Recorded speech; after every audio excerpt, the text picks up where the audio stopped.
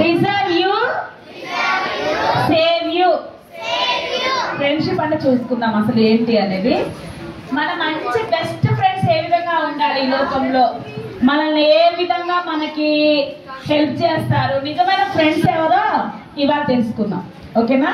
మనం కూడా చాలా ఫ్రెండ్షిప్ చేస్తుంటాం కదా, పిచ్చి పిచ్చి ఫ్రెండ్షిప్. మన కోసం ఏ విషయాలైనా ఫైట్ చేయాలంట. ఏం చేయాలంట? మన కొరకు ఏ విషయాల్లో ఏం చేయాలంట? ఫైట్ చేయాలి. తర్వాత రెస్పెక్ట్ ఇవ్వాలి మనకి. ఫ్రెండ్షిప్ అంటే ఏంటి? క్లోజ్నెస్ ఉండొచ్చు కానీ రెస్పెక్ట్ చాలా ఇంపార్టెంట్. ఏమని ఉంటుంది మనకి? గివ్ రెస్పెక్ట్, టేక్ రెస్పెక్ట్ కదా మన ఫ్రెండ్స్ అనేవాళ్ళు. ఇప్పుడు మీరు నేను చెప్పేదాన్ని బట్టి మీరు మీకున్న ఫ్రెండ్స్ అసలు ఇలా ఇస్తున్నారో లేదో మీరు తెలుసుకోండి. ఈరోజు మీరే డిసైడ్ చేసుకోండి. తర్వాత ఇంటి విషయంలో కానీ నీ పర్సనల్లో, వాళ్ళ ఇంటి విషయాల్లో వాళ్ళ పర్సనల్లో నేను ఇన్వాల్వ్ చేస్తున్నా లేదా నువ్వు జ్ఞాపకం చేసుకోవాలి. Plus next encourage you. నువ్వు ఒకవేళ లో స్టేజ్ లో ఉన్నప్పుడు, ఒకవేళ మార్క్స్ తక్కువ వచ్చినప్పుడు, మిడ్ లో అప్పుడు, తర్వాత మనం ఒకవేళ బలహీనమైన సమయంలో, అనారోగ్య పరిస్థితిలో అయితేనేమి, మన ఫైనాన్షియల్ గా కానీ ఏ విషయంలో మనం స్ట్రగుల్ అవుతున్నప్పుడు మనల్ని ఏం చేయాలి? పుషప్ చేయాలి, ఎంకరేజ్ చేయాలి మన ఫ్రెండ్స్. తర్వాత నీడ్ యూ అంటే నువ్వు కావాలని కోరుకోవాలి. అబ్బా ఈ ఫంక్షన్ చేసుకుంటున్నా, నా పలానా ఫ్రెండ్ నా ఇంట్లో ఫంక్షన్కి ఉండాలి, తిన నా సంతోషంలో పాల్పొందాలి అనేది వారు బాగా చూసుకునే వ్యక్తిగా కాదు. చెప్పా కదా ఇంతకుముందు. సేవ్ అంటే ఏ విషయాల్లో అయినా నువ్వు ఒకవేళ ప్రమాదంలో ఉన్న, యాక్సిడెంట్ జరిగింది నీకు, నువ్వు ఫస్ట్ కాల్ వాడికే చేస్తావు లేదా ఆ అమ్మాయికే చేస్తావు. ఏమని చేస్తావు? నేను పలానా చోట కింద పడిపోయాను, నేను ఇంకా లేగలేని పరిస్థితిలో ఉన్నా రా అంటే ఫోన్ స్విచ్ ఆఫ్ అయిపోతుంది. కొన్నిసార్లు కొన్ని ఫోన్స్ ఏమైపోతాయి? స్విచ్ ఆఫ్ అవుతాయి. అలాంటి వాళ్ళు డెలీట్ చేసేయండి లైఫ్లో. వద్దు.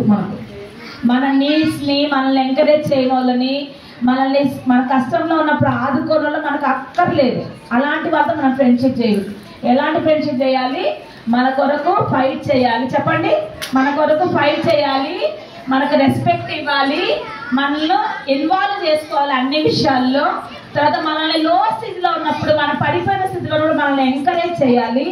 తర్వాత నీడ్ యూ.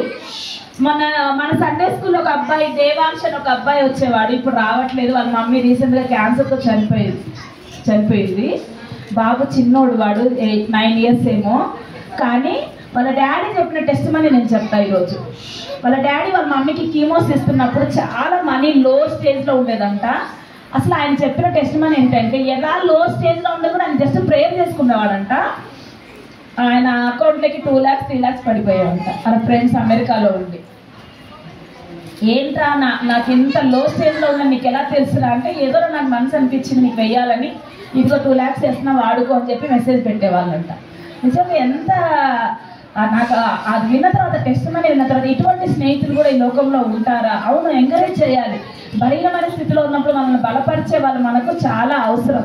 తర్వాత నీడ్ యూ. మనల్ని కోరుకోవాలి. ఫ్రెండ్షిప్ ఎందుకు చెప్పండి? మనల్ని కోరుకోవాలి. మనల్ని వాళ్ళ పార్టీలో పిలవరు, వాళ్ళే చేసుకుంటారు. చుట్టుపక్కల అందరిని పిలుస్తారు.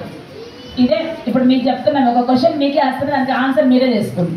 తర్వాత నిన్నుగా చూడాలి, డిజర్వ్ యూ. తర్వాత సేవ్ యూ. అన్ని విషయాల్లో నువ్వు లో స్థితిలో, నువ్వు ఏదైనా ప్రమాద స్థితిలో ఉన్నప్పుడు నిన్ను ఎంకరేజ్ చేయగలగాలి. అర్థమవుతుందా? అలాంటి ఫ్రెండ్షిప్ మనం చేయాలి. ఇక్కడ బైబిల్లో ఏముందంటే, నిజమైన స్నేహితుడు విడువక ప్రేమించును, దుర్దశ అంటే మనం పడిపోయిన స్థితి, మనం లో స్థితిలో ఉన్నప్పుడు ఏం చేయాలి? అట్టివాడు సహోదరుడుగా ఉంటాడు. స్నేహితుడు ఏమైపోతాడంట? ట్రాన్స్ఫార్మ్ అవుతాడు. ఏ విధంగా? సహోదరుడుగా ట్రాన్స్ఫార్మ్ అవుతాడు. Proverbs 17:17 చిన్నపిల్లలకు అదే మెమరీ వర్స్. ఇంకోటి, తన ప్రాణం పెట్టువాని కంటే ఎక్కువైన ప్రేమ గల వాడెవడునూ లేడు. కొంతమంది ఉన్నారా? నాకు వాయిస్ వినిపించట్లేదు, మళ్ళీ చెప్పండి.